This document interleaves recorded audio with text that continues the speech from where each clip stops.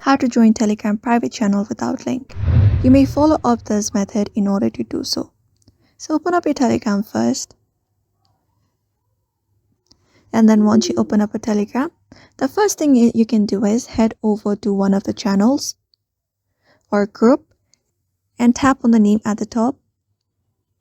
And once you go ahead and do that, here you will be finding an invite link. You may go ahead and tap and copy the link.